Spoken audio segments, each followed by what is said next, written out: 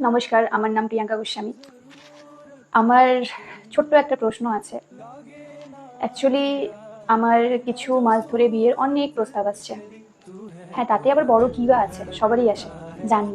কিন্তু বিষয়টা হচ্ছে, আমার মার আমাকে ছাড়া কেউ নেই। আমার বাবাও নেই, দাদাও নেই, এবং আজকে দুনিয়াতে আত্মীয়রা তো এক একটা ধরতে গেলে সাপের মতো। তো আত্মীয়দের কথা বাদই দিলাম। এখন প্রশ্ন হচ্ছে যে, কয়েকটা ছেলের সঙ্গে আমি কথা বলেছি, তাদের কাছে আমি ছোট্ট একটা প্রশ্ন করেছি যে বিয়ের পরে আমার মার যদি ঠাকুর না করুক এমন কোনো কিছু হলো, তো সে আসবে বা আমাকে আসতে দিবে? কিছু কিছু ছেলে প্রথমে একদম হা বললো যে তাতে তো কোনো ব্যাপার না, কেন আসবো না, তোমার মা মানেই আমার মা। তো কিছুদিন পরে আবার যখন কথা হয় ধীরে ধীরে করে, তারপরে সে ছেলে বলে যে ব্যাপারটা সেটা না, ব্যাপারটা হচ্ছে যে আমি তো কাজ করি, সবসময় তো আমার সম্ভব হবে না আসা। আহ, আমার মাকে জিজ্ঞাসা করে আসতে হবে। তো এটা কেমন একটু লাগলো, কথাটা শুনে আমার অ্যাকচুয়ালি কেমন লাগলো যে আমার মাকে জিজ্ঞাসা করে আসতে হবে আমার মার জন্য, যে মার কেউ নেই আমাকে ছাড়া।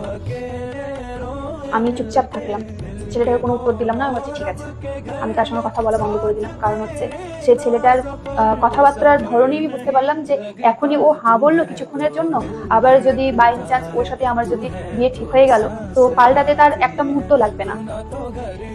তারপরে একটা ছেলের সঙ্গে কথা বললাম যখন, তো বললাম যে আমার মা আছে, তো মার যদি বাই এনি চান্স যদি কোনো প্রবলেম হয় তো কি করবে?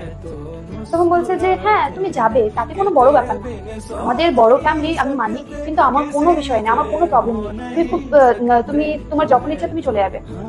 কিন্তু ব্যাপারটা হচ্ছে আমার দুটো মা আছে, একটা বড় মা আর একটা নিজস্ব মা, তাকে জিজ্ঞাসা করে নিবে যে যেতে হবে কিনা। তারপর আমার ঠাকুমা আছে, তাকে জিজ্ঞাসা করে নেবে। আমি কিন্তু পারমিশন দেবো না, তোমার যখন ইচ্ছা তুমি চলে যাবে, কিন্তু কিন্তু আমার মাকে জিজ্ঞাসা করতে হবে। দুটা মা, তারপর ঠাকুমা আছে। ঠিক আছে, তাকে আমি কোনো উত্তর দিলাম না, আমি চুপচাপ রইলাম।